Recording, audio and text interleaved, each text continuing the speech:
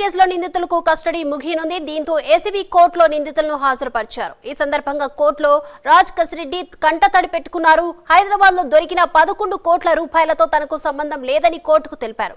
ఇక మరోవైపు చెవిరెడ్డి కూడా భావోద్వేగానికి లోనయ్యారు. తాను ఏ తప్పు చేయలేదని, తన పక్షాన దేవుడు ఉన్నారంటూ కూడా నడుచుకుంటూ వెళ్లారు. అక్రమ కేసులను ఎదుర్కొనేందుకు సిద్ధంగా ఉన్నామని కూడా తెలిపారు. ఇక ఎంపీ మిథున్ రెడ్డితో పాటు మిగిలిన నిందితులను కూడా కోర్టులో హాజరుపరచగా విచారణ కొనసాగుతుంది. ఈ అంశానికి సంబంధించి ఓవరాల్ అప్డేట్స్ అందించడానికి మా ప్రతినిధి రాజ్ కుమార్ లైవ్ లో సిద్ధంగా ఉన్నారు. రాజ్ కుమార్,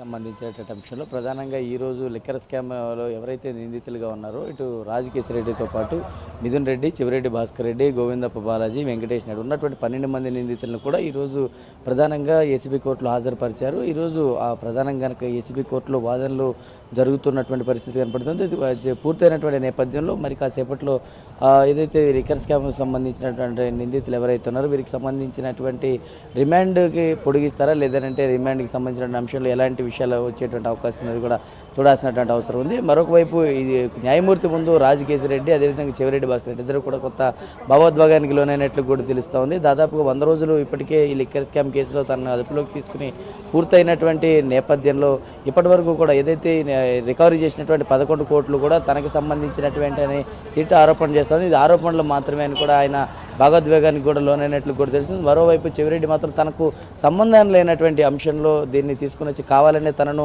ఇబ్బందులకు గురి చేస్తున్నారని కూడా అటు చెవిరెడ్డి భాస్కర్ రెడ్డి చెప్తున్నటువంటి నేపథ్యంలో మరి ఈరోజు న్యాయమూర్తి ముందు ఇద్దరు కూడా కొంత భావోద్వేగానికి లోనైనటువంటి నేపథ్యంలో మరి న్యాయమూర్తి వీరిద్దరి అంశాలను ఏదైనా పరిగణలోకి తీసుకుని వారికి ఏదైనా ఉపశమనం కలిగించేటువంటి అవకాశం ఉందా లేదంటే మరి 14 వరకు కూడా రిమాండ్ పొడిగిస్తారని మరో కొంతమంది న్యాయానికి సంబంధించినటువంటి నిపుణులు కూడా చెప్తున్నటువంటి పరిస్థితి. మరోవైపు లిక్కర్ స్కామ్ కేసులో కీలకంగా దాదాపుగా 2వ ఛార్జ్షీట్కి సంబంధించినటువంటి అంశాలు ప్రస్తావన జరుగుతున్నాయి. దానికి సంబంధించి విచారణ జరుగుతుంది. ఇప్పటికే లిక్కర్ స్కామ్లో కీలకమైనటువంటి ఆధారాలు సేకరించేటువంటి పనిలో సిట్ ఉంది కాబట్టి వీటికి సంబంధించినటువంటి అంశాల్లో ప్రధానంగా సిట్ దూకుడు పెంచింది కాబట్టి మరి చూడాల్సినటువంటి అవసరం ఉంది. ఎలాంటి అంశాలపైన సిట్ అధికారులు ఫోకస్ చేయబోతున్నారు ఏంటనేది కూడా కొంత క్లారిటీ రావాల్సినటువంటి అవసరం ఉంది. ఇప్పటికే లిక్కర్ స్కామ్ కేసులో ఎవరైతే నిందితులుగా వ్యవహరిస్తున్నటువంటి రాజ్ కేసిరెడ్డి చాలా క్రియాశీలకంగా వ్యవహరించారనేది సిట్ ఆరోపణ చేస్తున్నటువంటి నేపథ్యంలో మరి రాజ్ కేసిరెడ్డి ఈరోజు చెందినటువంటి ఆవేదనను ఏదైనా కోర్టు పరిగణలోకి తీసుకునేటువంటి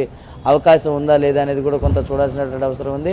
దాదాపుగా 12 మంది నిందితులను హాజరుపరిచారు. అందులో ఈరోజు మళ్ళీ చెవిరెడ్డి భాస్కర్ రెడ్డి కోర్టు ప్రాంగణంలో తనకు న్యాయం జరిగింది, దేవుడు ఉన్నాడు, దేవుడు ఉన్నాడు, తనను ఖచ్చితంగా కూడా న్యాయం జరుగుతుంది న్యాయస్థానంలోనే అనేది కూడా చెవిరెడ్డి భాస్కర్ రెడ్డి ఒకవైపు వాదనలుగా ఉంటే అసలు ఇంత కొద్దిసేపటి కింద సజ్జల రామకృష్ణారెడ్డి కూడా మాట్లాడుతూ ఈ కేసులో బేస్ ఉన్నటువంటి అంశం అంటే అసలు దీనికి స్కామ్ ఎక్కడ జరిగింది అనేది ఇప్పటి వరకు కూడా వీరు చూపించకుండా కేవలం వాటికి సంబంధించినటువంటి మూలాలు ఏమీ లేకపోయినా సరే దీన్ని కేవలం ప్రొలాంగ్ చేస్తున్నారు. అంటే దీన్ని సాగదీసేటువంటి ప్రయత్నం చేస్తూ ఉన్నారు. ఇది అంతా కూడా తప్పుడు ఆరోపణలను కూడా అటు వైఎస్ఆర్ కాంగ్రెస్ పార్టీ నేతలు విమర్శిస్తున్నటువంటి నేపథ్యంలో మరి సిట్ ఎలాంటి ఆధారాలు సేకరించబోతుంది అనేది కూడా కొంత చూడాల్సినటువంటి అవసరం ఉంది.